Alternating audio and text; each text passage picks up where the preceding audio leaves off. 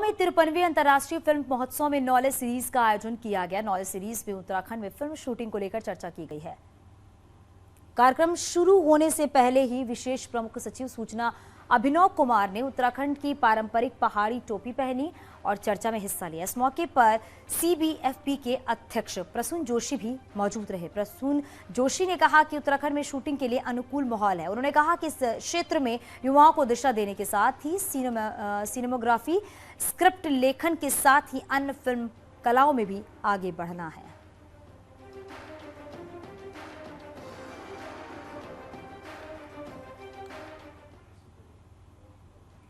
Uttarakhand BJP प्रभारी की दौरा जल्द जो है वो है दौरे पे आएंगे। दुष्यंत गौतम संगठन और सरकार पर चर्चा करेंगे। दोनों के बीच समन्वय पर मंथन होगा।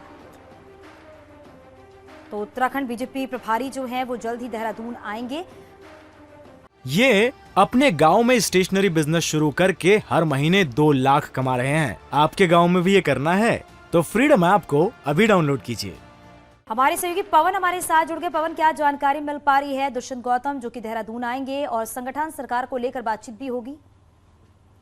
देखिए, जिस तरह से उत्तराखंड में लगातार बीजेपी के अंदर अगर खासकर बात करें तो राजनीतिक गहमागहमी बहुत तेज है। जहां एक तरफ दोनों ही पूर्व मुख्यमंत्री त्रिवेंद्र सिंह रावत और तीरथ सिंह रावत की बयानबाजी बहुत ज्यादा हो रही थी।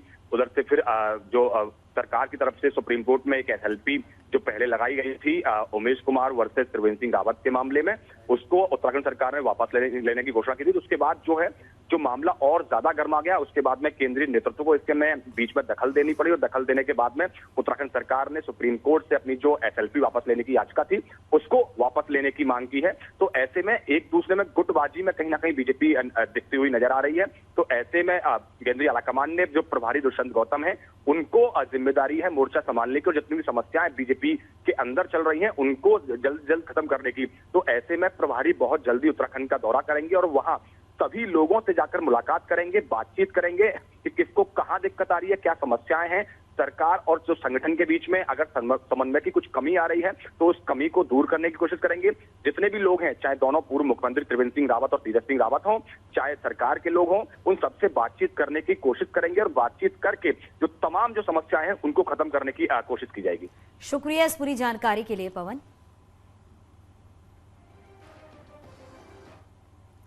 धामी सरकार का चिंतन शिविर, आज कई विभागों को लेकर चर्चा होगी। कृषि, पशुपालन, पर्यटन पर मंथन, वन विभाग को लेकर भी चर्चा होगी। कृषि विश्वविद्यालय के एक्सपर्ट भी शामिल होंगे। उत्तराखंड को अग्रणी राज्य में शामिल करने का खाका तैयार किया जा रहा है। नीति आयोग के औद्योगिक सलाहकार भी मौजूद रहेंगे। नीति आयोग के पर्यटन सलाहकार जो है वो एक्सपर्ट जब वहां पर मौजूद रहेंगे तो अपने कॉमेंट भी देंगे।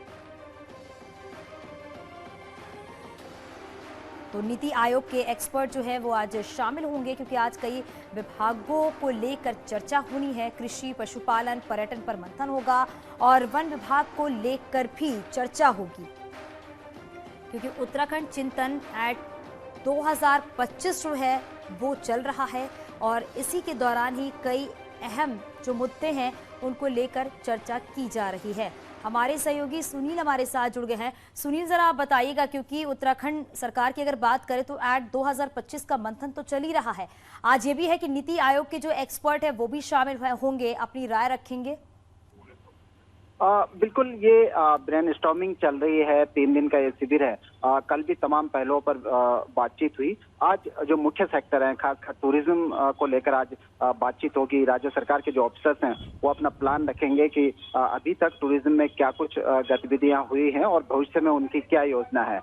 इसके लिए जो नीति आयोग के पर्यटन सलाहकार हैं वो भी मौजूद रहेंगे। वो अपना एक्सपर्ट कमेंट इसमें देंगे कि राज्य सरकार की कहां पर खामियां हैं, कहां पर किन योजनाओं को पिन पॉइंट किया जाना चाहिए, किन को फोकस किया जाना चाहिए। क्योंकि राज्य सरकार का टारगेट है कि वो 2025 तक राज्य की इकोनॉमी को इन्हीं सेक्टर के जरिए आगे ले जाए। उसमें उसको ये राज्य सरकार ने टारगेट किया है। तो 2025 के मद्देनजर हम किन किन सेक्टर पर फोकस करेंगे, किन योजनाओं को हम पिन पॉइंट करेंगे, उन तमाम पहलुओं पर ये लगातार चिंतन चल रहा है। कल इसका अंतिम दिन है। कल अंतिम दिन पर मुख्यमंत्री भी मौजूद रहेंगे तो राज्य सरकार के जो तमाम मिनिस्टर हैं वो भी मौजूद रहेंगे। जी, शुक्रिया सुनील इस पूरी